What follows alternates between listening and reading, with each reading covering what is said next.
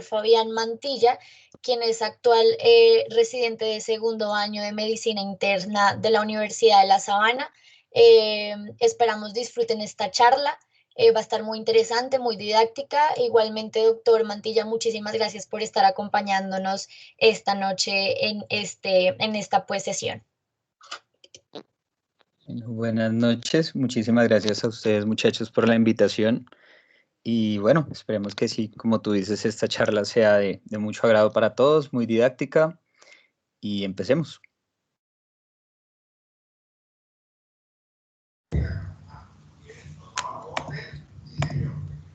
Buenas noches para todos. Entonces, mi nombre es Lina Salazar, soy estudiante de 11º semestre. Entonces vamos a dar inicio a la charla. La idea es realizar pues algunas definiciones acerca de la fiebre, hipertermia, hiperpirexia, hablar de la fisiopatología de la fiebre, hacer alguna aproximación diagnóstica enfocándonos también en la fiebre de origen infeccioso versus la no infecciosa, un tratamiento inicial y al final un caso clínico también para aclarar dudas. Entonces, para iniciar debemos tener en cuenta que todos tenemos un rango de variación de la temperatura en el día de acuerdo al clima de diferentes circunstancias, incluso se ve un poco más pronunciado en las mujeres según la fase del ciclo menstrual en la que se encuentren.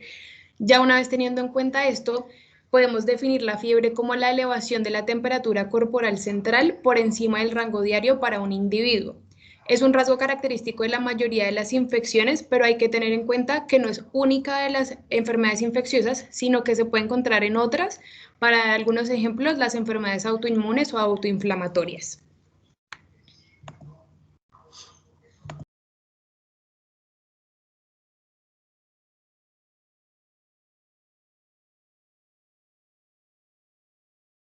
Estás muteada, Lynn.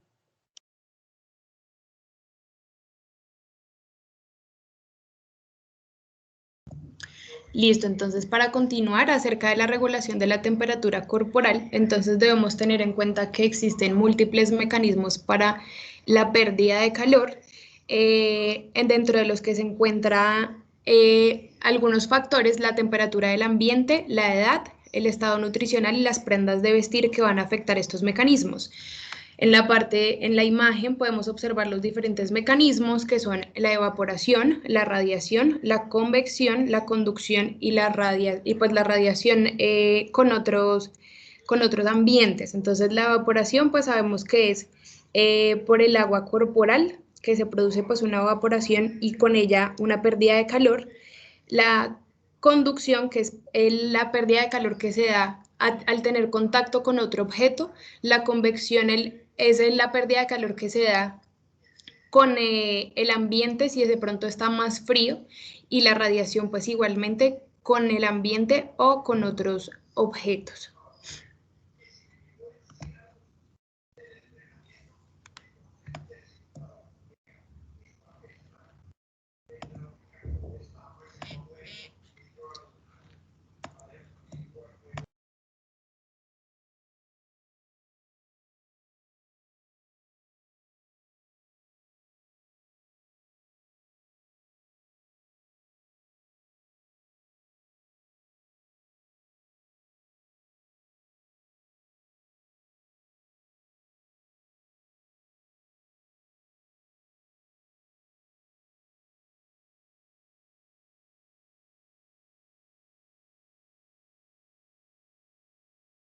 Entonces, para seguir en esta parte, le doy la palabra al doctor para que nos explique los gráficos.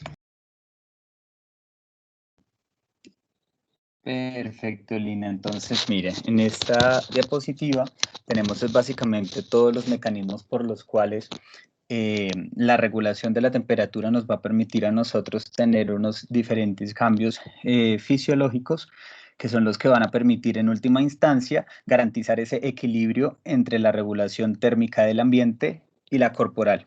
¿Por qué es importante que nosotros sepamos esto? Porque como vamos a ver nosotros más adelante, existen varios factores que impactan o que influencian la medición de la temperatura y que tenemos que nosotros tener en cuenta para el momento en que vamos a diagnosticar como tal la fiebre. Como bien tú decías, la temperatura elevada, ya sea por diferentes mecanismos, va a ser pues como tal la definición de fiebre.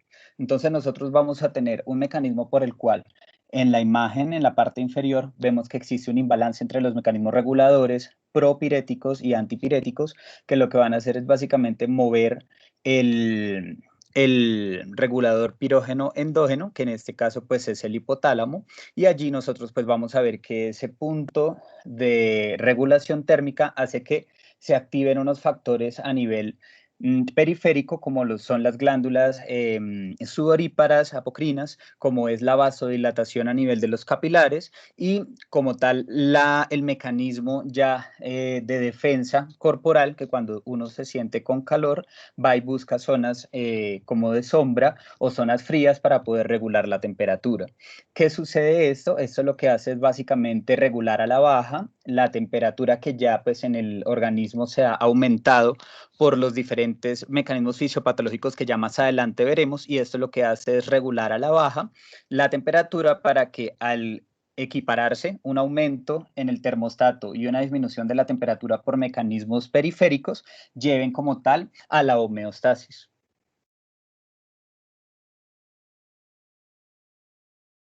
¿Qué sucede? Que cuando nosotros tenemos una baja en esa temperatura, por diferentes efectos, en este caso el más importante es estar sometidos a temperaturas bajas. Entonces en este caso lo que sucede es que la temperatura del cuerpo se localiza hacia una parte más baja a nivel corporal, entonces el termostato se ubica hacia un punto de corte, podríamos decir así, de temperatura mucho más bajo, y lo que sucede en este caso entonces es que al encontrarse uno en una zona que tiene mucho frío y demás, lo que va a hacer el cuerpo por mecanismos pues autorreguladores es permitir varios procesos que lo que permitan es aumentar la temperatura. ¿Cuáles son esos procesos que suceden? Uno es la vasoconstricción periférica, porque con ello se garantiza una redistribución de ese flujo sanguíneo a los diferentes órganos para garantizar un metabolismo mucho más elevado, cosa que ese mismo proceso catalítico y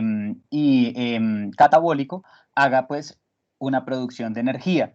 Cuando uno tiene frío, ¿qué sucede? Se activan los mecanismos neuromorales a través del sistema nervioso periférico, se va a activar la contracción muscular de manera repetida, el llamado temblor, y esto lo que hace es básicamente garantizar por mecanismos físicos al contraer y al relajar las fibras musculares, por ese mecanismo físico, lo que sucede es que se va a generar calor.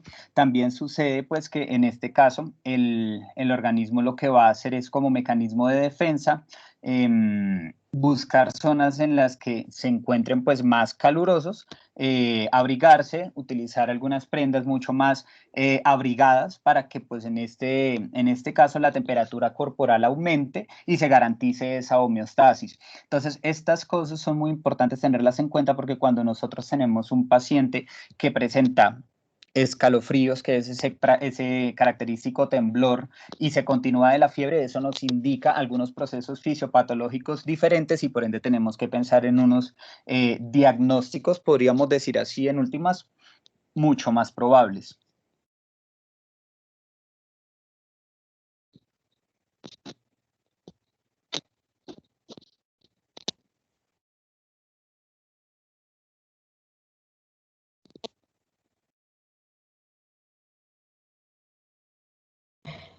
Listo, entonces para continuar con los términos, para diferenciar fiebre, hipertermia e hiperpirexia, lo primero que tenemos que tener en cuenta es que en la fiebre sí hay una regulación a la alza del centro termorregulador. Esto mismo pasa en la hiperpirexia, con la diferencia que en la hiperpirexia la fiebre es extraordinariamente alta. Esto significa temperaturas superiores a los 40 grados centígrados, y en estos casos sí se necesitan medidas externas para ayudar a la pérdida de calor. En cuanto a la hipertermia, el centro termorregulador permanece sin cambios y realmente lo que se da es un aumento descontrolado de la temperatura corporal y se anulan la capacidad y los mecanismos de pérdida de calor. Entonces, el cuerpo empieza a guardar mucho calor y también pueden ser necesarias medidas externas para disminuir la temperatura, debido a que estas temperaturas tan altas pueden generar daño a tejidos de una manera muy rápida y muy severa. Entonces, hay que tener en cuenta estos dos últimos para generar medidas más rápidas de disminución de temperatura.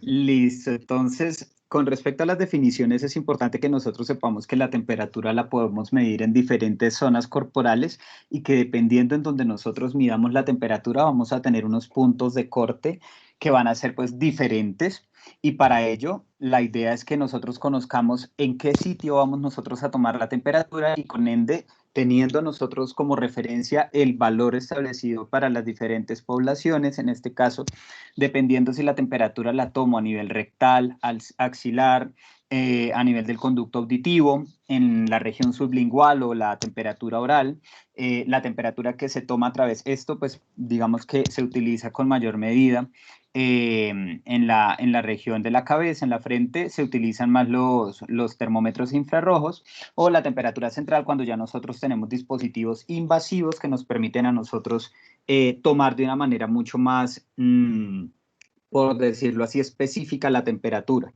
Entonces, como pueden observar ustedes, la temperatura rectal se mueve dentro de un rango bastante amplio, desde 34.4 grados centígrados. Esta temperatura es medida en grados centígrados hasta 37.8. Si ustedes ven en la temperatura axilar, ya la temperatura de 37.8 empezaría a contar como febrícula. Ya eso también lo hablaremos un poco más adelante, pero digamos que por facilidad y por practicidad nosotros tenemos la forma de medir la temperatura de una manera más práctica a nivel axilar, siendo el punto de corte para determinar una alza térmica que ya nos alerta o nos alarma sobre el paciente está presentando un proceso febril cuando está por encima de los 37.8 grados centígrados. ¿Listo?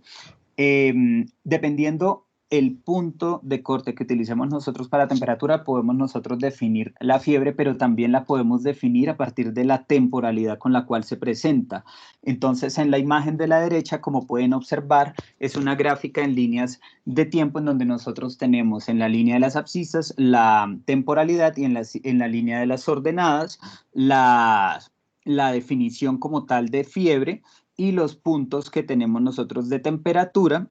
Y esas líneas que son pues en forma de zigzag, básicamente es cómo va progresando o cómo va moviéndose en el tiempo ese punto de temperatura. Entonces nosotros podemos tener la fiebre que denominamos fiebre continua, cuando ustedes pueden ver se encuentra por encima de los 38 grados centígrados y oscila por encima de esos 38 grados, y esa fiebre continua generalmente se describe en procesos infecciosos como lo son el tifus y las neumonías virales.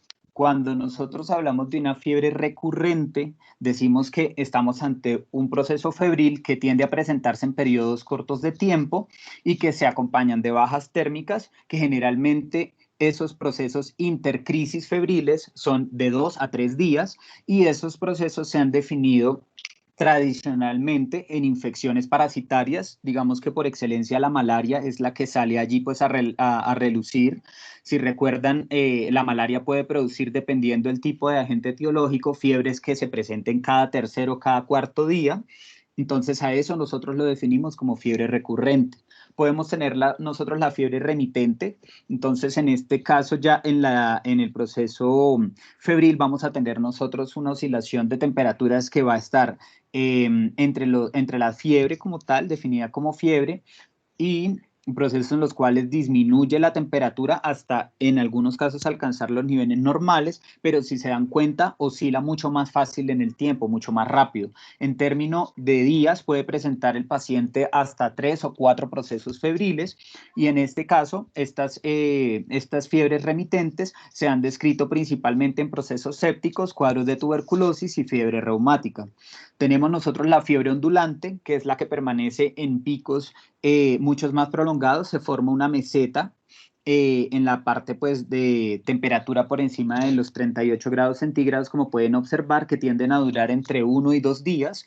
Disminuye la temperatura hasta alcanzar unos límites de normalidad entre los 36 y los 37.5 grados centígrados, y en ella se ha descrito las enfermedades granulomatosas por brucela, algunos procesos neoplásicos, en especial los linfomas. Y ya tenemos, digamos que pues en en términos de frecuencia ya son mucho menor, la fiebre intermitente y la fiebre bifásica. Ya pues como pueden observar ahí en la imagen, en las dos imágenes inferiores, los procesos de fiebre intermitente también se pueden presentar en forma de picos que disminuyen de manera drástica en un día. Generalmente suceden estos procesos así, y la fiebre bifásica es la que se presenta en forma bifásica, como pueden observar, interdiaria. Entonces el paciente tiene fiebre un día sí, tiene fiebre un día no, tiene fiebre un día sí, tiene fiebre un día no, y generalmente se describen en procesos virales, en especial por virus como adenovirus y los rinovirus, agentes de infecciones a nivel del tracto respiratorio superior, pero que también pueden generar cuadros de neumonía o de infección en otros órganos.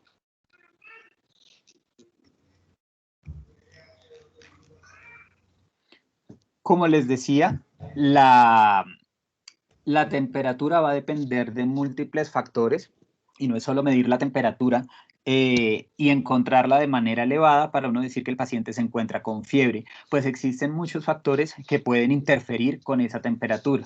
Ya habíamos mencionado anteriormente los diferentes sitios en los cuales se puede tomar la temperatura. Entonces, importante tener en cuenta que para cada sitio en donde tome la temperatura va a existir un punto de corte diferente, que la región o la temperatura rectal es la que va a tener el rango de temperatura más amplio, pero que el axilar es el que por practicidad es el que más fácilmente nosotros vamos a utilizar para valorar a los pacientes.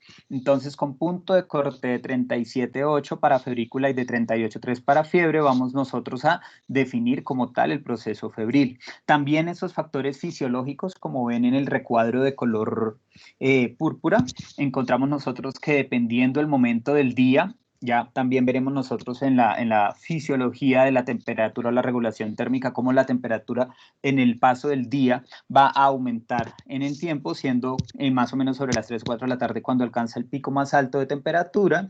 La actividad reciente, porque si nosotros estamos con una actividad física elevada, seguramente va a aumentarse mucho más la temperatura por el fenómeno de vasodilatación y pérdida de calor. El sexo, siendo los hombres que tienen un punto térmico mucho más elevado, y la edad. Conforme va avanzando la edad, se va perdiendo la regulación y va disminuyendo la temperatura en el tiempo. Pero también existen otros factores que no dependen como tal del organismo, sino que van a ser factores técnicos. Va a ser el tipo de dispositivo que utilizamos nosotros para medir la temperatura, y no es raro para ustedes ver que al entrar a los hospitales, a ustedes para rotar les piden que les midan la temperatura, y con el termómetro infrarrojo les miden la temperatura de 33,1 o 32 y les dicen sí, está perfecto, no tiene fiebre. Resulta que existen factores que, dependiendo del tipo de dispositivo que utilicemos nosotros, va a utilizarse unos tipos de técnicas diferentes. Entonces, con los termómetros infrarrojos, tomar la temperatura a nivel del pliegue del cuello, a nivel de la cara anterior del antebrazo o a nivel de la frente, son los sitios que más se usan, pero el que más tiene rendimiento es a nivel cervical.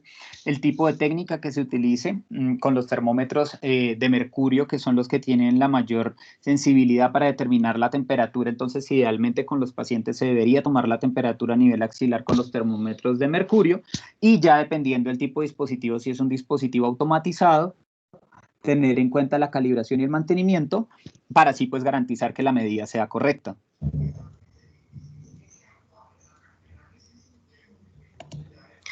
Listo, entonces para empezar a entender la fisiopatología, entonces vamos a hablar de los posibles desencadenantes denominados pirógenos exógenos o pirógenos endógenos. En cuanto a los pirógenos exógenos, son microorganismos o productos de los microorganismos.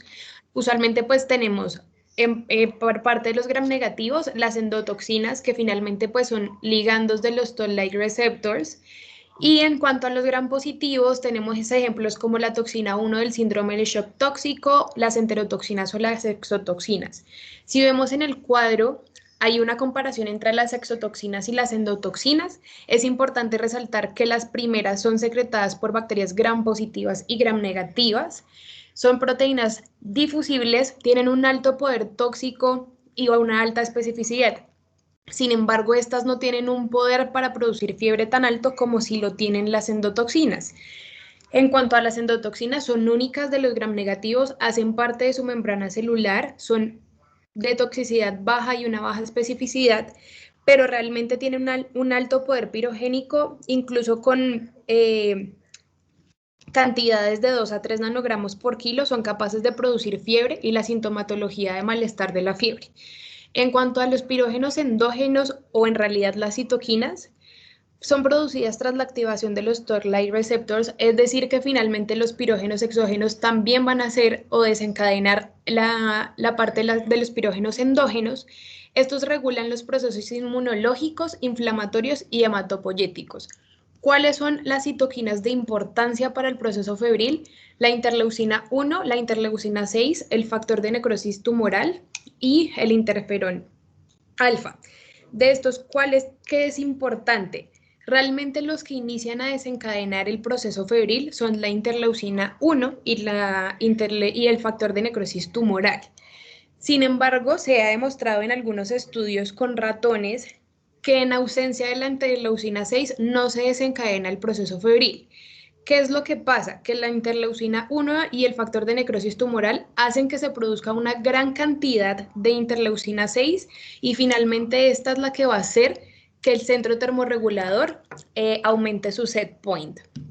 Entonces, iniciando por la parte de la izquierda, ya tenemos en cuenta que pueden haber desencadenantes infecciosos o denominados pirógenos exógenos, pero también pueden haber otros desencadenantes que son el daño tisular, incluido la isquemia y la necrosis, y la hipoxia. ¿Estos qué van a hacer? Realmente van a hacer una activación de los macrófagos, el endotelio y el sistema retículo endotelial, y se van a liberar citoquinas. En cuanto a los pirógenos exógenos, además de este mecanismo, también liberan directamente al torrente sanguíneo agonistas de los Toll-like receptors. Una vez se encuentran estos agonistas y estas citoquinas en el torrente sanguíneo, por la circulación sistémica van a llegar hasta el área preóptica del hipotálamo. En esta área preóptica es donde se va a encontrar nuestro centro termorregulador. Una vez llegan hasta allí, se van a encontrar con los receptores de citoquinas y los receptores Toll-like en el endotelio hipotalámico. Ya una vez estando aquí en la parte del endotelio endotalámico, entonces se sensa la presencia de estas sustancias en el torrente sanguíneo y dentro de ese endotelio se va a empezar la producción de prostaglandina E2. Es importante saber que no solo se produce en el endotelio a nivel central, sino también a nivel periférico. Y esto empieza a explicar parte de la sintomatología febril, como son las mialgias y las artralgias. Ya una vez se eleva esa cantidad de prostaglandina 2, esto es sensado por los receptores de prostaglandina tipo 3 en las células de la glía. Estos receptores tipo 3 son muy importantes porque también se ha demostrado en algunos estudios en ratones que en ausencia de este receptor tampoco se desencadena el proceso febril. En cambio, en ausencia de otros receptores como el EP2 o el EP1, sí se puede desencadenar el proceso febril. Entonces, este receptor de prostaglandinas tipo 3 va a ser súper importante. Finalmente, ya una vez se sensa y llega esa prostaglandina a los receptores, en las células de la glía se va a dar la producción del AMP cíclico, que finalmente es lo que nos va a funcionar como neurotransmisor y es lo que produce una regulación a la alta del set point. Es allí donde pasamos de un set point en normotermia a un set point en fiebre. Una vez se produce eso, entonces se activan las neuronas en el centro vasomotor y las neuronas sensibles a calor, se producen los mecanismos que anteriormente nos estaba comentando el doctor de vasoconstricción y aumento de producción de calor en la periferia, y por supuesto es allí donde encontramos la sintomatología de la fiebre, como la sensación de frío en manos y pies, y los escalofríos y el temblor con el fin de aumentar la producción de calor.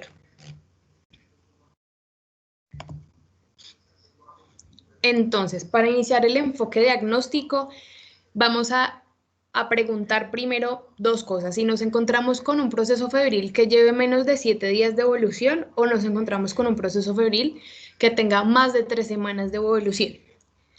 Vamos a empezar con el proceso febril de menos de 7 días de evolución o un síndrome febril agudo.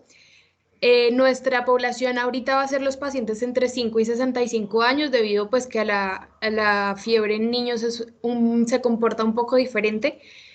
Y usualmente hablamos de un síndrome febril cuando pues nos encontramos con un proceso febril de inicio repentino de menos de 7 días de evolución y en el que no se hayan encontrado aún o no se hayan identificado signos y síntomas relacionados con un foco infeccioso evidente. Puede que, según hagamos la evaluación del paciente, encontremos el foco y pues sería el ideal. Entonces, ¿cuál va a ser nuestro manejo inicial? Por supuesto, hacer una historia clínica y un examen físico, pero vamos a hacer primero uno abreviado en el que lo primero que vamos a evaluar es la estabilidad del paciente. Se va a evaluar el estado de conciencia, si el paciente de pronto presenta distrés respiratorio o si presenta inestabilidad hemodinámica. En el caso de que nos encontremos con un paciente inestable, pues esa va a ser nuestra prioridad. Vamos a dar el manejo de la vía aérea, vamos a evaluar el requerimiento de oxígeno, poner una monitoría cardíaca y evaluar la posibilidad de poner líquidos intravenosos y una terapia empírica, tanto en la parte antibiótica como en la parte sintomática para la disminución de la temperatura. En caso contrario de que no nos encontremos con un paciente inestable, sino que realmente el paciente esté con su proceso febril pero esté bien, entonces vamos a completar la historia clínica y el examen físico. Se va a hacer un muy buen examen físico tratando de encontrar hallazgos que nos sugieran un foco infeccioso o un foco de fiebre. En el caso de que encontremos un hallazgo positivo, pues ya nos vamos a dirigir directamente al tratamiento del foco, se van a ordenar los paraclínicos pertinentes, se va a iniciar un tratamiento o se hará la remisión en caso de que sea necesario. En caso de que no encontremos ningún hallazgo, podemos hacer uso de otros paraclínicos para descartar principales focos de infección y podríamos iniciar con un uroanálisis, un hemograma y una radiografía de tórax para evaluar esos 3 focos. Ahora bien, una vez tenemos los resultados de estos, miramos si salen positivos, igualmente nos remitimos al tratamiento específico de lo que encontremos, pero en el caso de que los resultados sean negativos, entonces vamos a evaluar nuevamente la condición clínica del paciente. Si el paciente mejoró, podemos mantenerlo en observación, dar un manejo sintomático. En el caso de los pacientes que no presenten cambios, debemos pensar en otros diagnósticos o en otras justificación de la fiebre. Entonces, dentro de ellos podemos encontrar la malignidad, las enfermedades autoinmunes, pensar en otras infecciones o en enfermedades misceláneas. Y por supuesto, podemos ampliar los paraclínicos que habíamos tomado anteriormente. En el caso de que el paciente empeore, se hace necesaria la toma de paraclínicos adicionales para descartar otros focos de infección importantes, como son la punción lumbar, un TAC de abdomen y pelvis, una PPD, un hemocultivo y un urocultivo. Estos 2 últimos con el fin de poder iniciar un tratamiento empírico de amplio espectro y pues poder contar con estos 2 cultivos previos al inicio del antibiótico.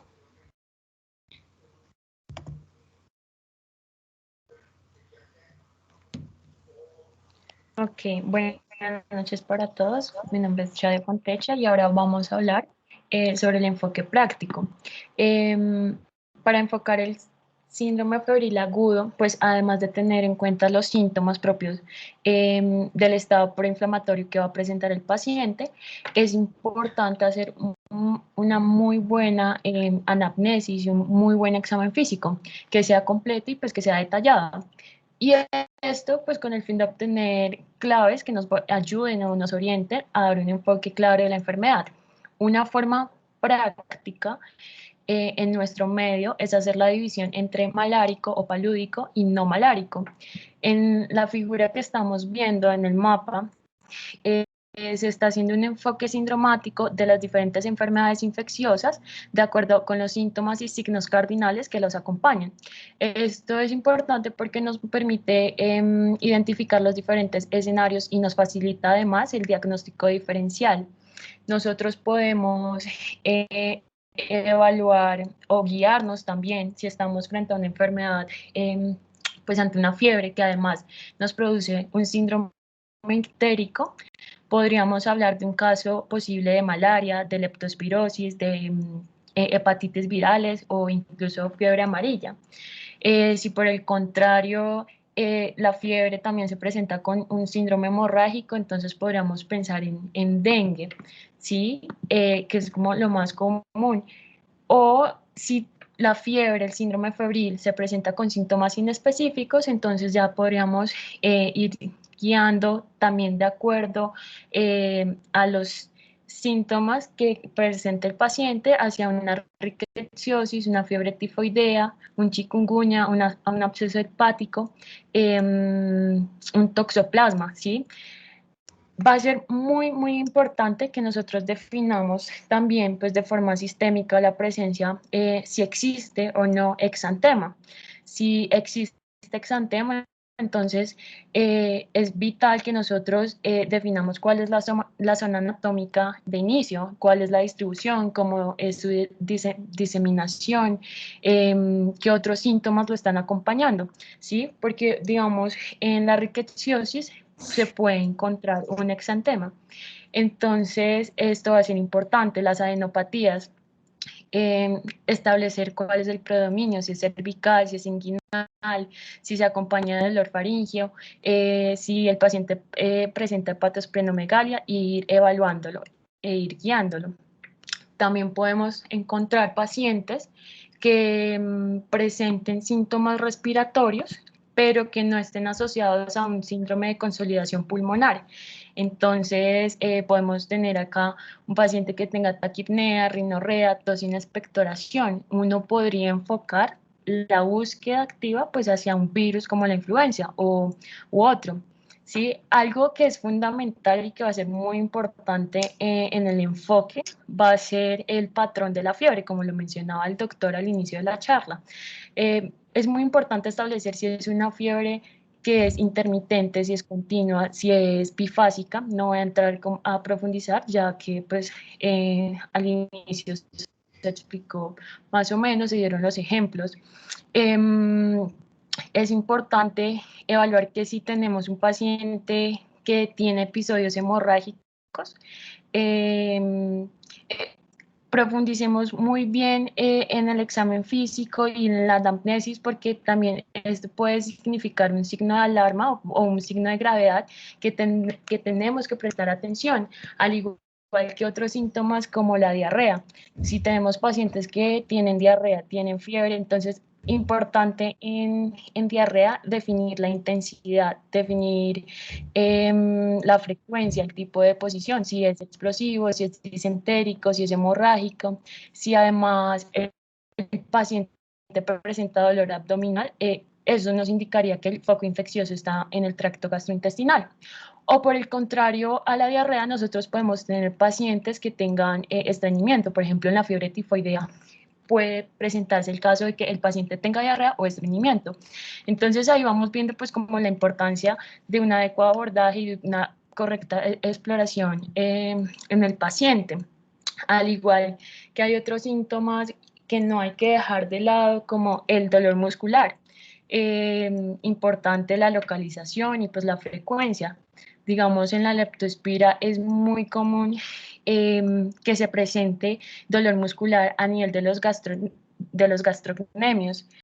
Si el paciente presenta cefalea, entonces evidencia registrar en qué momento apareció, la intensidad, si está en concomitancia con la fiebre, nos podría hablar de una rickettsiosis, o si es después de la aparición de la fase inmune de una leptospirosis, evaluar siempre pues como el patrón, o incluso la concomitancia de la cefalea con signos cutáneos. Esto último es importante porque nosotros podemos estar frente a un paciente que presente fiebre, que presente exantema y que presente cefalea, y eso nos hablaría de una meningococcemia, ¿sí?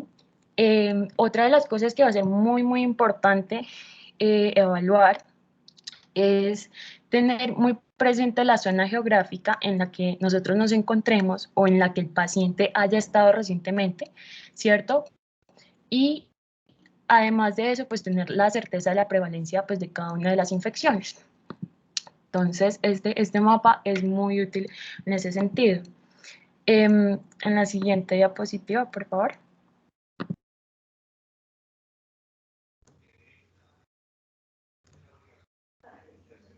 Ok, entonces ahora pues hablaremos de la fiebre de origen desconocido. la cual, pues la definición obtenida de Petersdorf y Besson en 1961 dice que es una fiebre superior a los 38.3 grados centígrados que se presenta en varias ocasiones, que la duración va a ser al menos de 3 semanas y tiene un diagnóstico que es incierto después de una semana de estudio en el hospital. Y para establecer si tenemos un paciente que tiene o no tiene una fiebre de origen desconocido, no solamente pues nos vamos a basar en el grado de la duración de esta, sino que además tenemos o pues debimos haber realizado una evaluación de la historia clínica, del examen físico, haber tomado unos hemocultivos, haber hecho unos exámenes anteriores en los cuales no nos arrojaron ningún resultado que fuera significativa o que incluso no fueran reveladores. Ahí es cuando definimos que estamos ante un paciente que tiene una fiebre de origen desconocido. Además de eso, pues nosotros vamos a tener 3 categorías generales en las cuales se presentan unas enfermedades que han sido constantes a lo largo del tiempo. Cuando hablamos pues de la etiología, vemos que el 40% se presenta, la mayoría son infecciones y el 20% ya corresponde a neoplasias autoinmunes u otras que vamos a ver más adelante. Siguiente. Por lo general, la experiencia, los registros, nos permite afirmar que las causas de fiebre de origen desconocido corresponden a enfermedades que son comunes, pero que tienen una presentación atípica. Entonces, por ejemplo, en las infecciones podemos tener que una causa específica podría ser la tuberculosis, la endocarditis, un absceso hepático, ¿cierto? Pero, o bueno, en las autoinmunes, un lupus, una artritis reumatoide, neoplasias, podemos encontrar linfomas, carcinomas metastásico. Pero entonces la presentación es muy atípica, al inicio el diagnóstico no es muy claro y entonces ahí es cuando nosotros tenemos que evaluar muy bien. Debemos hacer pues un enfoque clínico que contenga una historia clínica que sea detallada, volver a analizar al paciente de manera cuidadosa, volver a reevaluarlo, estar muy pendiente de estos pacientes. Siguiente diapositiva. Es muy importante entonces cuando volvamos a reevaluar, entonces tener en cuenta, gracias, tener muy en cuenta y volver a preguntar entonces si el paciente tiene antecedente de viajes, si tiene de pronto inmunosupresión, dónde se localizan los síntomas.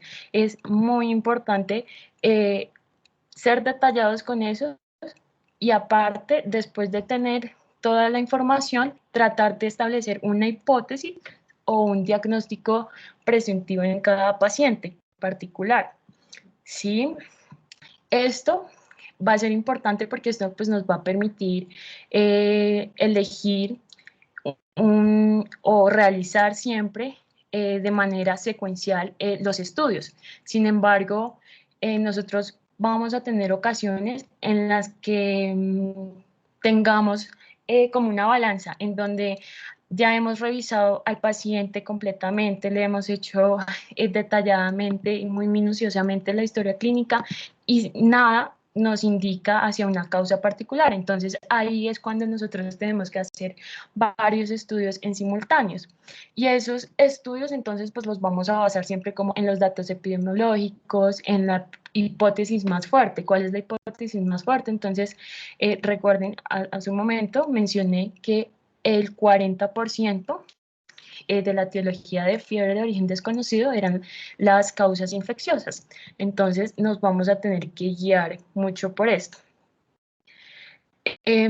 A veces podemos tener infecciones que no necesariamente pues como los signos clínicos nos van como a reforzar o de pronto nos van a hacer dudar y entonces ahí es cuando nosotros tenemos que hacer los diferentes estudios diagnósticos o las diferentes pruebas.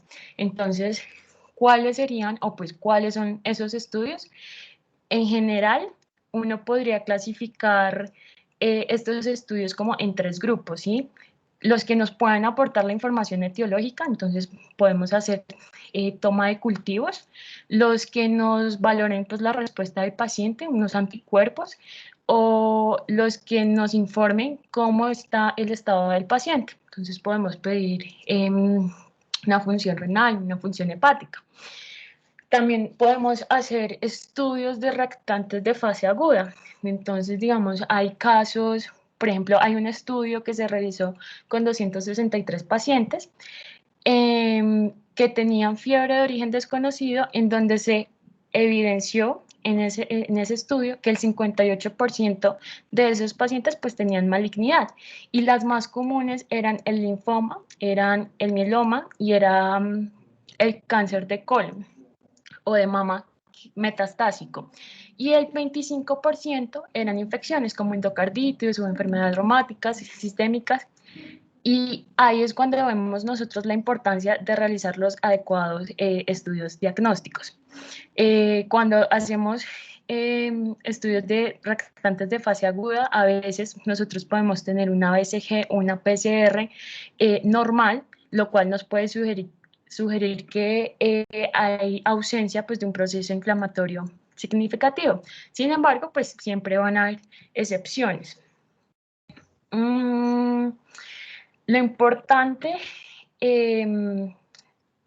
aquí también va a ser como la forma en que nosotros aprovechemos esos recursos, cómo los vamos a usar y cómo eso nos va a significar ahorro también pues como en el tiempo, en el dinero, y aparte y además muy importante pues nos va a evitar pues como la ansiedad en el paciente. Siempre va a ser importante que cuando nosotros ordenemos pruebas de diagnóstico, sepamos qué es lo que vamos a buscar, cuál es el laboratorio, si esos exámenes son disponibles, también como los límites de referencia, las limitaciones de esas pruebas, y sobre todo prestar atención a los resultados que esos estudios nos arrojen. Otro de los estudios que se recomienda mucho es la tomografía computarizada de abdomen y de tórax, ¿sí? En donde el TAC de abdomen ha ido reemplazando mucho pues, la laparotomía exploratoria y otras pruebas radiográficas en la búsqueda, por ejemplo, de abscesos o hematomas ocultos en los pacientes que presentan fiebre de origen desconocido. Muchas veces cuando se utiliza esto, se ha visto que el hallazgo más común siempre es una linfadenopatía abdominal, que muchas veces puede ser el indicio pues, de un linfoma o pues, de un proceso granulomatoso. Por esta razón, últimamente pues, se ha ido haciendo uso pues, mayor de este examen para casi todos los pacientes. También podemos tener otras pruebas cuando, digamos, la historia clínica o el examen o las imágenes sugieren una posible fuente, podemos entonces realizar pruebas más específicas. Entonces, en la siguiente diapositiva, podemos hacer pruebas más específicas que pueden incluir, por ejemplo, si tenemos un paciente que tiene síntomas o signos sutiles del sistema nervioso central, entonces nosotros podemos recurrir a hacer una punción lumbar o incluso también pues acompañarlo con una imagen de la cabeza y de la columna. ¿Sí? Si tenemos un paciente que tiene un traumatismo, que tuvo una infección o que tiene antecedente de uso de drogas intravenosas, entonces puede sugerir tromboflebitis de piernas, de brazos o vasos pélvicos, y ahí entonces nosotros podríamos hacer el uso de una imagen, un dúplex venoso, como parte diagnóstica. O que durante la anamnesis, durante la historia clínica, el interrogatorio, nosotros confirmamos que sí, el paciente ha tenido viajes recientes, ha visitado o ha residido en regiones, por ejemplo, donde la malaria es endémica. Entonces, ahí nosotros pediríamos un frotis de sangre grueso, ¿sí? También podemos hacer biopsias y ya va a depender de dónde la tomemos, eso pues teniendo en cuenta lo que nos arroje los exámenes anteriores y nos sugiere algo específico. Por ejemplo, podemos hacer una biopsia de hígado porque estamos pensando en una tuberculosis miliar o una hepatitis granulomatosa o alguna otra enfermedad granulomatosa como la sarcoidosis. Podemos tomar biopsias del ganglio linfático por alguna posible malignidad, sobre todo los linfomas. O podemos hacer una biopsia pleural o pericárdica, tratando de evaluar pues como la tuberculosis extrapulmonar o la biopsia de médula ósea. Esta es muy importante porque en varias revisiones retrospectivas se ha visto que el hacer una biopsia de médula ósea en pacientes que tienen pues fiebre de origen desconocido, el rendimiento diagnóstico es muy alto y además se ha visto una prevalencia de neoplasias hematológicas. Entonces, pues va a ser muy importante si sospechamos realizarla. Hacer tomas de cultivos o hemocultivos también pues va a ser bastante útil. Pero, ¿qué va a pasar? Nos puede suceder que ya hicimos el correcto abordaje, hicimos los diferentes estudios diagnósticos, hicimos las pruebas específicas y no nos arrojó nada. Los exámenes no nos dicen nada, así se hagan todos los esfuerzos necesarios. Siempre va a existir un porcentaje, que es el 10% alrededor de los casos, en los cuales no se logra establecer la causa. Pero pues ya se ha visto que ese pequeño porcentaje, esos pacientes pues tienen un buen pronóstico y pues el estudio pues se puede ir haciendo más adelante, de pronto un estudio más minucioso. Siguiente, por favor. Listo, entonces en esta tabla de diagnósticos diferenciales vamos a primero ver la tabla de etiologías infecciosas. Está dividida en los diagnósticos críticos, los diagnósticos urgentes y los no urgentes, con el fin de que en el momento de que tengamos un paciente con un proceso febril, pues dirijamos nuestra atención hacia principalmente los diagnósticos críticos, después los diagnósticos urgentes y después los no urgentes. Realmente, si ustedes ven hacia el lado derecho los diagnósticos no urgentes, además son patologías que usualmente no requieren de paraclínicos adicionales o de paraclínicos muy específicos para su diagnóstico, sino más bien de un buen examen físico y una buena historia clínica. Entonces, digamos que pueden ser diagnósticos que nos den un poco más de tiempo. En cuanto a los diagnósticos críticos, súper importante evaluar si nos encontramos con un paciente con sepsis, con un shock séptico o con una meningococcemia, porque deben ser pacientes tratados de inmediato, al igual que los pacientes que presentan una meningitis, una trombosis del seno cavernoso, una peritonitis o una neumonía bacteriana en la que se encuentra el paciente en falla respiratoria. Al igual, esto también nos debe guiar cuál sería la toma de paraclínicos. Evidentemente, si encontramos un paciente con signos claros de meningitis, no se debe prolongar la toma de la punción lumbar, sino pues será de nuestros primeros paraclínicos a tomar. Así en cada una de las patologías. Ya si ustedes ven los diagnósticos de urgencia, realmente se pueden encontrar en la mayoría de sistemas y pues le daremos la prioridad según también pues los hallazgos que vayamos encontrando en la historia clínica.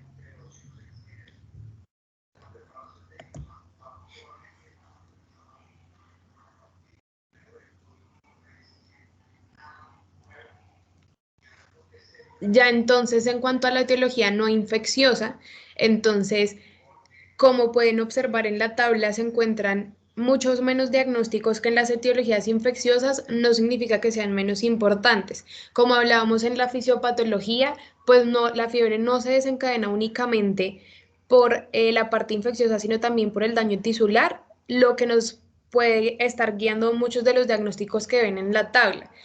Hay de pronto diagnósticos en los que no pensamos, como un infarto agudo del miocardio, una tromboembolia pulmonar o un infarto pulmonar, que de pronto no pensamos que se puedan presentar con fiebre, pero puede ser una de las sintomatologías y hay que pensarlos.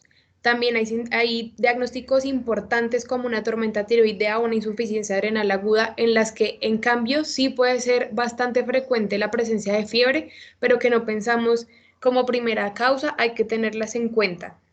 En la parte pues, de diagnóstico crítico están la mayoría. Hay que tener muy presente también en la parte neurológica una ACV, una hemorragia intracraneana. Es bastante frecuente que las hemorragias intracraneanas se presenten con fiebre o un síndrome neuroléptico maligno. En la parte de los diagnósticos urgentes, una falla cardíaca congestiva, una trombosis venosa profunda, y en la parte sistémica, pues un rechazo de trasplante, una anemia drepanocítica. Incluso los pacientes con una convulsión reciente pueden presentar fiebre después de la convulsión o con una pancreatitis. En los diagnósticos no urgentes ya tenemos un síndrome de poscardiotomía, una enfermedad de Crohn, la gota o una fiebre medicamentosa, una fiebre por malignidad o por sarcoidosis. Claramente son patologías que nos pueden dar más tiempo de estudio.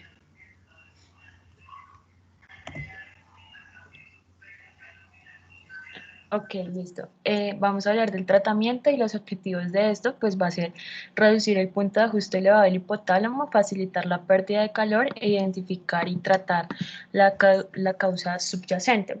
Es importante, bueno, nosotros pues podemos ofrecer dos tratamientos, podemos hacer dos tipos de tratamientos, uno farmacológico y no farmacológico.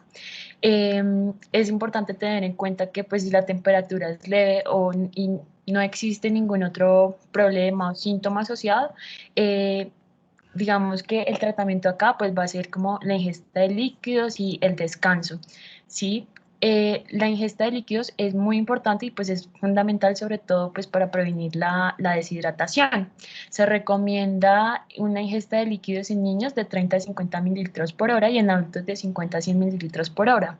Asimismo se recomienda pues un reposo en cama, un baño tibio, un baño en esponja que puede ayudar a refrescar al paciente, pero pues este es un tipo de medida con una eficacia relativa porque puede que la temperatura descienda significativamente, pero al tiempo, al paso de media hora, puede volver a los niveles en los que estaba. Los baños fríos o de hielo no se recomiendan ya que pueden pues, empeorar pues, la situación causando escalofríos, lo cual pues, nos va a elevar la temperatura corporal. Solo se va a recomendar este tipo de baños en los casos de hiperpirexia, ¿sí? En los cuales uno recomienda sumergir al paciente en agua fría hasta que la temperatura rectal descienda por lo menos 38.5 grados centígrados. Además de eso, otras de las recomendaciones es como vestir prendas ligeras, evitar como la ropa de cama excesiva y pues el uso de mantas refrescantes también puede ayudar, al igual que limitar la actividad física. Ya en cuanto al tratamiento farmacológico, nosotros podemos usar fármacos como el acetaminofén o prostaglandina. La INES más, pues el que más se utiliza es el ibuprofeno, o también pueden haber otros que están indicados como el ácido acetilsalicílico y el naproxeno. Entonces en acetaminofén nosotros podemos dar para niños de 10 a 15 miligramos por kilo cada 4 o 6 horas y en adultos y mayores de 15 años 500 miligramos o 1 gramo cada 4 a 6 horas. Y el ibuprofeno pues en niños mayores de 6 meses 20 a 30 miligramos por kilo día y en adultos de 200 a 600 miligramos cada 4 a 8 horas podemos dar. Obviamente, pues si el paciente tiene una insuficiencia renal o hepática o cardíaca, debemos reducir la dosis. Es importante que el ácido acetilsalicílico no se use en los niños ni en adolescentes porque pues este nos puede causar el síndrome de Rett. Entonces, esa es una complicación asociada a daño cerebral agudo y pues problemas de funcionalidad hepática. Por otro lado, pues el ibuprofeno tiene un buen perfil de eficacia y de seguridad, al igual que también estos son los dos que más se usan. Y por último, pues si estamos ante una fiebre pues de origen infeccioso y pues el médico ya ha dado tratamiento antibiótico, digamos que nosotros también podemos suministrar acetaminofén o algún AINES para ayudar también en el proceso y pues disminuir la temperatura.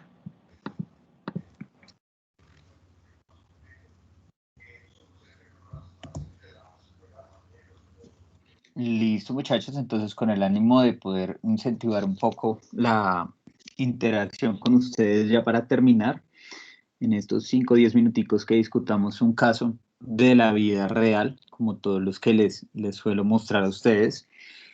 Este es un hombre de 47 años, cuyo motivo de consulta a urgencias es fiebre y maloquera.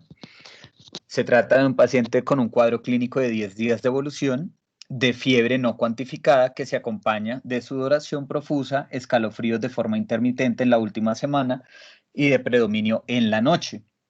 Se automedicó con acetaminofén y los síntomas resolvieron, pero el último episodio que presentó de fiebre y por el que consultó por urgencias no resolvió con antipirético. ¿Listo? Se acompañó de 2 episodios eméticos y los antecedentes con los que cuenta son una hipertensión arterial para la que recibe enalapril 20 miligramos cada 12 horas y dislipidemia para la que está en manejo con atorvastatina. No tiene antecedentes quirúrgicos, pero llama la atención que cuando uno le pregunta por procedimientos que le hayan realizado, hacía 3 semanas le habían realizado un procedimiento de endodoncia. Esos son los mismos procedimientos de conductos que llaman, en donde abordan pues la pulpa de diente y generan pues como tal el canal dental. Entonces, con estos hallazgos, Barahona, ¿estás ahí? David.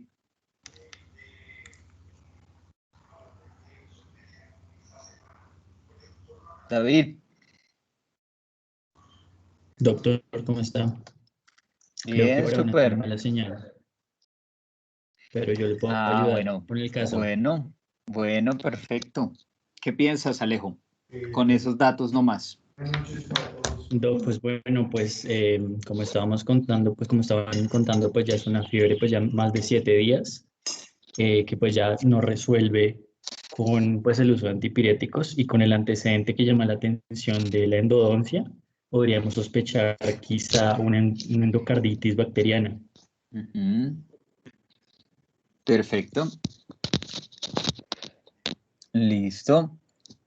Pasa la diapositiva, porfa.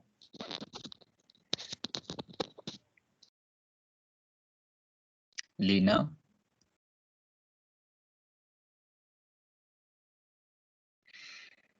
Al examen físico, el paciente estaba normotenso, taquicárdico, con temperatura de 38.4 grados centígrados, es decir, efectivamente en la valoración de urgencia se encontraba febril.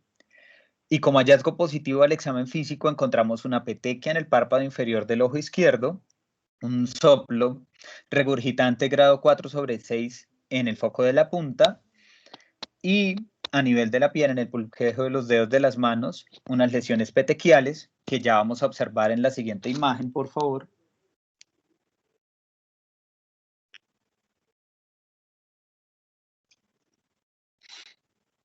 Y entonces, con esto, ¿qué piensa Ana María Ochoa?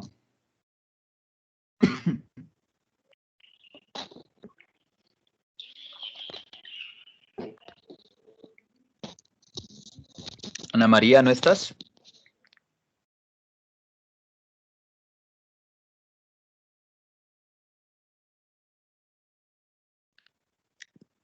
También tiene como mala señal. José Rosso. Sí, parece que sí.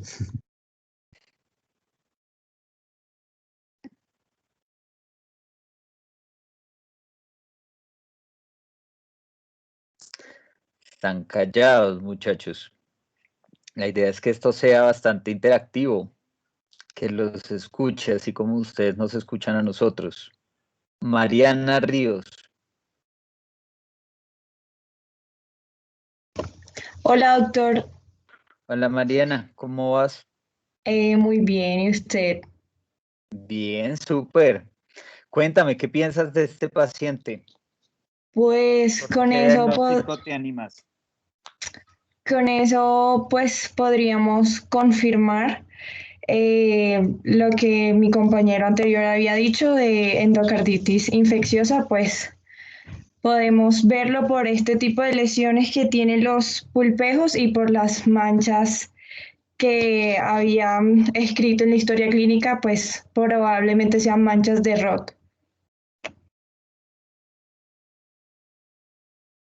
Perfecto, bueno, recuerda que las manchas de Roth, recuerden muchachos que las manchas de Roth son a nivel retiniano, ¿no? Y ese paciente las tenía era en la conjuntiva. ¿Listo? Alejo. Yo creo que esas son las lesiones de Janeway. Sí, Correcto, esas son las lesiones de Janeway, perfecto. ¿Y Juanca? Juanca Gómez había levantado la mano ahorita. Acá estoy, ¿me escuchan? Juanca, ¿qué más? ¿Cómo vas? Bien, Doc, todo súper, milagro de escucharlo y feliz de estar acá. Bueno, Doc, súper, qué iba a bueno, me opinar alegra mucho. gracias, Doc. Iba a opinar lo mismo, Alejo. Esas son manchas típicas esas son un signo clínico característico de la endocarditis. Si no estoy mal, creo que como dijo Alejo, son las manchas de Janeway. Sin embargo, podemos encontrar otros signos, ¿no? Pero pues por ahora las fotos son las de Janeway. Sí, está perfecto. Pero entonces, muchachos, estas lesiones son características de los embolismos sépticos. ¿A alguien no le llamó la atención el soplo? Sí, doctor. Que pues es característico también pues de estos émbolos sépticos y llegan pues ya a la cavidad. Perfecto. Está muy bien. Juan Manuel Espitia, Julián Manuel. ¿Estás Buenas ahí? noches, doctor. Hola, Juli, ¿cómo vas? Bien, sí, señor. Ah, bueno, súper. Cuéntame, ¿le pusiste mucha atención a la fiebre? ¿O qué fue lo que te hizo pensar más en la endocarditis? Doctor, lo que me hizo pensar más fue el antecedente del procedimiento a nivel bucal, que digamos es un factor de riesgo grandísimo, sobre todo si este paciente no recibió profilaxis, pues para que desarrolle una endocarditis bacteriana.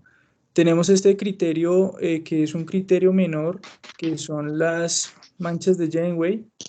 Tenemos también manchas a nivel de las conjuntivas, pero definitivamente el soplo cardíaco pues me debería hacer pensar en que es muy importante pues evaluar una endocarditis bacteriana. Está perfecto. ¿A qué quiero llegar yo con este caso?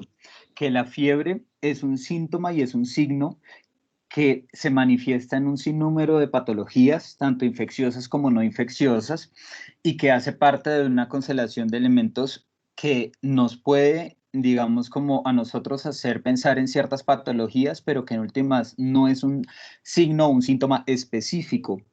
¿A qué los invito? A que se tiene que hacer un examen físico completo, a una anamnesis completa para poder llegar a un diagnóstico. ¿Listo?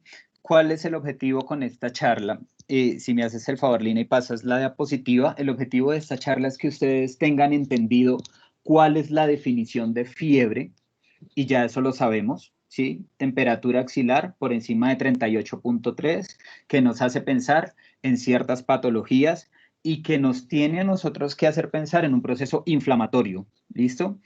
Entonces, nosotros tenemos, en este caso del paciente, una fiebre que se presentó de forma remitente, persistente, que es característico de una endocarditis infecciosa, pero sin duda nosotros tenemos que irnos a los síntomas relacionados con ese proceso febril, que las vamos a ir a buscar en los diferentes sistemas que se encuentren también comprometidos, a la relación temporal con los antecedentes, ¿cierto?, que se presente ese proceso febril, y a la respuesta a los antipiréticos, ya que en el caso de, y aquí es un tip muy importante que quiero que tengan presente, cuando ustedes tienen un proceso febril que no responde a los antipiréticos, váyanse directamente a buscar patología del sistema nervioso central, sangrado, a buscar algún tipo de lesión que tenga compresión, porque estas son las que tradicionalmente no responden a los antipiréticos. ¿Listo? Pasa porfa a la siguiente. Entonces, la idea es que ustedes tengan digamos, pues este es el caso, la muestra patológica del paciente que tenía efectivamente una endocarditis de la válvula mitral. Sigue, porfa. Y quiero que se lleven entonces ustedes un esquema mental de lo que deben ustedes buscar en un paciente con un proceso febril. Esto yo siempre se los enseño, incluso de estudiantes se los mostré y se los escribí en los tableros. La idea es que cuando ustedes tienen un proceso febril, ustedes tienen que pensar en inflamación, ¿listo? O en patología del sistema nervioso central, ¿listo? Cuando pensamos que es en algo que viene de origen inflamatorio o que tenemos que buscar algo pensando en que sea inflamatorio, y es decir, la que responde a los antipiréticos, evitando la inflamación, vamos a ir a buscar causas infecciosas o no infecciosas. Y llévense este mapa mental, este algoritmo o este flujograma en el que ustedes deben buscar dentro de las causas infecciosas cuáles bacterias, virus, hongos o parásitos pueden enfocarme a mí a un diagnóstico. ¿Listo? Las bacterias, ya saben, leucocitosis, fiebre persistente, los virus, cuadros de linfocitosis con leucopenia, los hongos y los parásitos, generalmente los hongos en pacientes inmunosuprimidos y los parásitos en pacientes que tienen patología gastrointestinal o que tienen algún antecedente o nexo, como estar en zonas de bajos recursos económicos, donde haya pobre saneamiento. Y pues en los otros casos de las otras patologías febriles, ya los parásitos hematológicos, malaria y demás, para tenerlos presentes cuando están por debajo de los 1200 metros sobre el nivel del mar. ¿Listo? Y las causas no infecciosas, tengan siempre presente las causas neoplásicas, las causas autoinmunes, los posibles medicamentos que puedan estar generando ese proceso febril o las misceláneas, que son las que no podemos nosotros englobar dentro de ese grupo. Y pues digamos que es raro, pero las causas o la forma facticia de presentar la fiebre, que son los pacientes que por patología psiquiátrica o psicológica se inducen el mismo proceso febril o lo simulan, y que también pues vale la pena tenerlo presente cuando hacemos nosotros el diagnóstico diferencial. ¿Listo?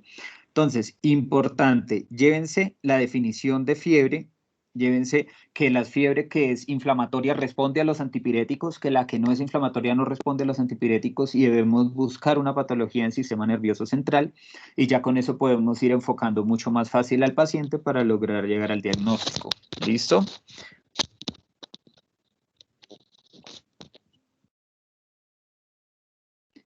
¿Qué preguntas tienen?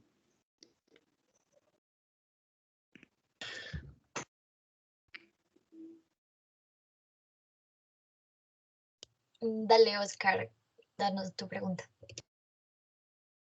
Hola, buenas noches, ¿cómo van? Gracias por la exposición, estuvo muy chévere. Hola, Oscar. ¿Qué más, Fabi? ¿Cómo va? Bien, súper. Cuéntanos, Bueno, ¿qué duda tienes? no, más que dudas, como preguntarles, digamos, qué opinan en fiebre de origen desconocido de, digamos, hablaban de la proteína C reactiva, de la BCG como marcador, digamos, qué opinan de la procalcitonina en cuanto a diferenciar si es viral o bacteriana, iniciar antibiótico en esos pacientes o no, o suspender el antibiótico en esos pacientes, sin qué infección pues lo usarían o no usarían Sí. nunca la procalcitonina. No, está perfecto, mira.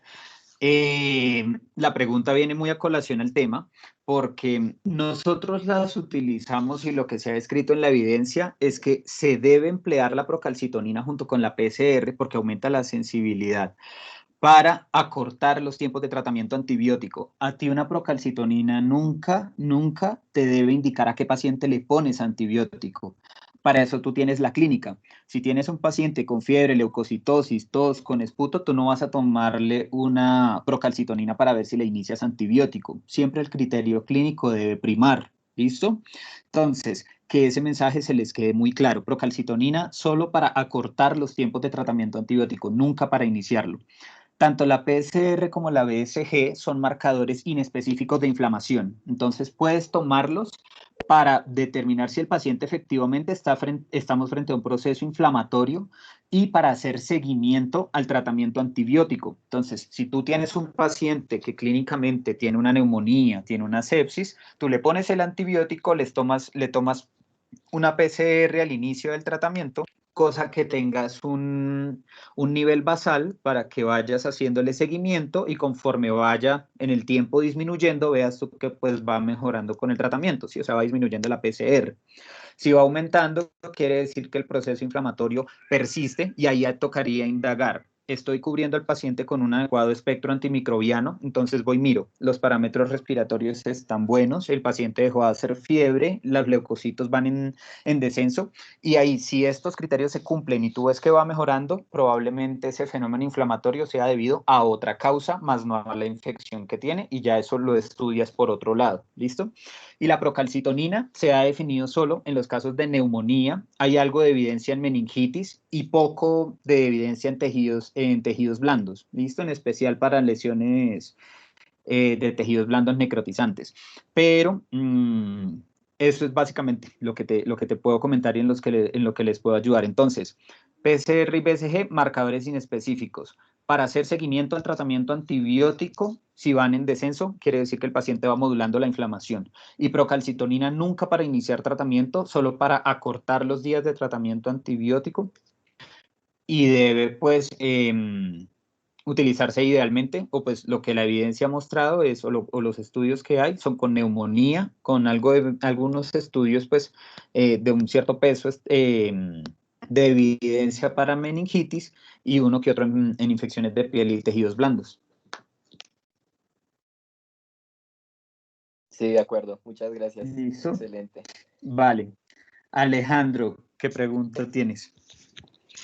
Doc, bueno, muchas gracias por la charla, Doc Fabi. También a Lina y a Shadia me pareció muy buena. Y pues yo tenía una pregunta, pues es que me pareció muy interesante como pues el tip que era como de pues sospechar que fuera del sistema nervioso central cuando no respondiera a los antipiréticos.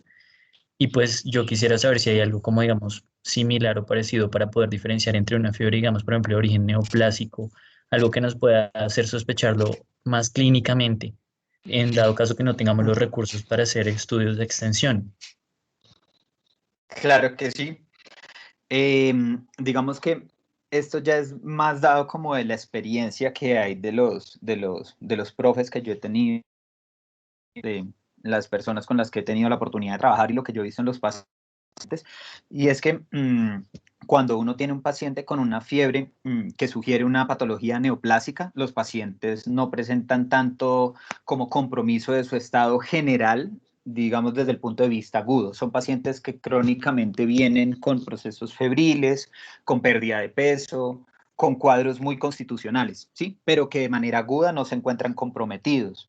Diferente a los procesos febriles inflamatorios, en los que ya ahí es muy importante los antecedentes y las características como, digamos, como del paciente como tal. Entonces, si tú tienes una mujer que tiene cuadros febriles intermitentes, dolor articular, está entre los 20 y los 40 años de edad, tú empiezas a pensar en una enfermedad inflamatoria autoinmune, ¿listo?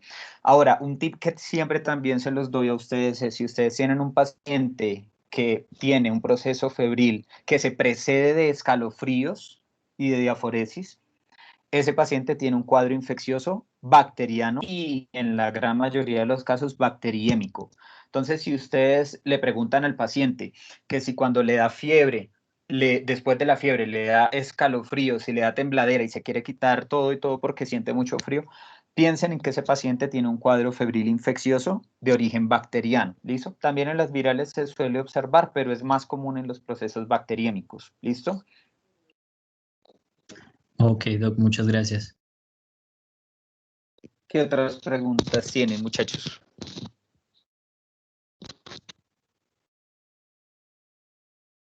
Entonces, alguien tiene una pregunta por ahí, alguien levantó la mano. Juan José. Buenas noches a todos. Yo tengo una pregunta con respecto, hablando pues de los biomarcadores y de estos reactantes de fase aguda, ¿cuál es la utilidad y el papel entonces de la ferritina en el enfoque del paciente con fiebre? La ferritina, sí. Y sobre todo pues en los pacientes con fiebre pues de origen desconocido, en la cual pues digamos que el papel como que cobra más relevancia. En el caso de la ferritina con la fiebre de origen desconocido es para poder enfocar enfermedades inflamatorias de depósito que también te puedan, digamos, como generar procesos febriles. Ahora, la ferritina, si bien es un marcador de inflamación y también se puede elevar de manera muy importante en los estados proinflamatorios, digamos que la validez de la ferritina en los procesos en la fiebre de origen desconocido, pues no es que tenga tanta evidencia, tanto, digamos, como peso al momento de utilizarse, excepto para buscar procesos como un síndrome hemofagocítico y demás fenómenos pues, secundarios a procesos infecciosos o neoplásicos. Entonces, digamos que esa es como la utilidad más práctica que tiene para buscar un diagnóstico ya como tal dirigido, ¿sí? Sin duda, el metabolismo del hierro se altera bastante con la fiebre porque, pues, en últimas, lo que se busca con la fiebre, eso no lo habíamos discutido, pero, pues, ¿por qué una persona hace fiebre? Porque básicamente lo que busca es, por las infecciones virales, eliminar el proceso de replicación, y por la parte bacteriana, a través de la transferrina, captar la mayor cantidad de hierro que se encuentra en la sangre, depositarlo en el sistema reticuloendotelial para limitar el proceso de replicación bacteriana. Entonces, digamos que estos reactantes de fase aguda como la ferritina sí se suelen elevar bastante en los procesos febriles crónicos, y en la fiebre de origen desconocido la validez que tienes para buscar un diagnóstico dirigido, por ejemplo, el síndrome hemofagocítico.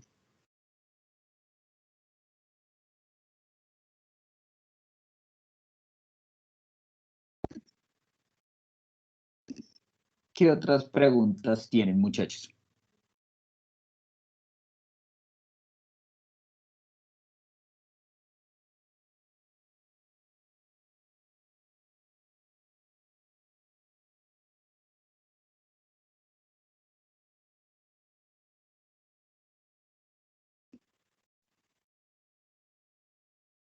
Yo creo que no hay más.